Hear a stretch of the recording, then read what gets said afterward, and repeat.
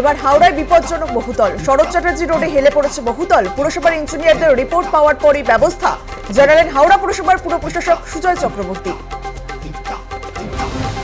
মুখ্যমন্ত্রী হয়েও অবৈধ নির্মাণের কথা জানতেন না। তৃণমূলের শাসনে খালি টাকার খেলা চলে।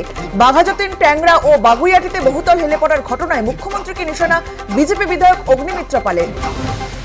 স্যালাইন কাণ্ডের প্রতিবাদে পথে বিজেপি। কলেজ স্কয়ার থেকে মোহাম্মদ আলী পার্ক পর্যন্ত হয় মিছিল। যথোপযুক্ত তদন্ত ও মুখ্যমন্ত্রী ও স্বাস্থ্যমন্ত্রীর গ্রেপ্তারের দাবি বিরোধী দলনেতার। আর+ নিউজের খবরের জের। লাহিড়ী খাল পুনরুদ্ধারের উদ্যোগ। খালের উপর আর কোনো নির্মাণ নয় জানিয়ে দিল স্থানীয় পঞ্চায়েত। পঞ্চায়েতের উদ্যোগকে সাধুবাদ স্থানীয় বাসিন্দাদের। রাজ্যের পর এবার সঞ্জয়ের ফাঁসি চেয়ে হাইকোর্টের দ্বারস্থ সিবিআই। বিচারপতি দেবাংশু বসাকের বেঞ্চ মামলা। গত 20 জানুয়ারি মামলা করে রাজ্য। সেই মামলায় যুক্ত করা হলো সিবিআইকে। আগামী সোমবার মামলার শুনানি। ফের মালদায় চলল গুলি। মানিকচকে ভলিবল টুর্নামেন্টে শূন্যে গুলি চালিয়ে অনুষ্ঠানের সূচনা। সমাজ মাধ্যমে ভাইরাল ছবি। আগ্নেয়াস্ত্রগুলি বাজেয়াপ্ত করেছে মানিকচক থানার পুলিশ। মুখে কুলুপ ক্লাব কর্তৃপক্ষের। জাল আধার কার্ড বানিয়ে 40 বছর আগে মৃত ব্যক্তির নামে থাকা জমি বিক্রির ছক। দুর্গাপুর এক্সপ্রেস রোডের পাশে 21 শতক জমি বিক্রির চেষ্টা। আরামবাগের দাঁতপুর থানার পুলিশের জালে এক।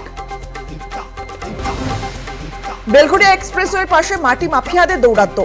ভুয়ো নথি তৈরি করে জলাশয় ভরাট। কেন্দ্র বাহিনীকে সঙ্গে নিয়ে জমি ভরাট আটকালো national highway authority of India. আবারও দমদমে জমি মাফিয়াদের দৌরাত্ম্য। দক্ষিণ দমদম পুরসভার হনুমান মন্দিরের জমি দখলের অভিযোগ দুষ্কৃতীদের বিরুদ্ধে। প্রশাসনকে জানিয়েও হয়নি সুরাহা, দাবি মন্দির কর্তৃপক্ষের। হাওড়া ও লিলুয়া স্টেশনের মাঝে ব্রিজের গার্ডার বদলের কাজ। 23 জানুয়ারি থেকে 26 জানুয়ারি পর্যন্ত হাওড়া শাখায় বাতিল অসংখ্য লোকাল ট্রেন। ভিড়ে ঠাসা ট্রেনে উঠতে হিমশিম যাত্রীদের।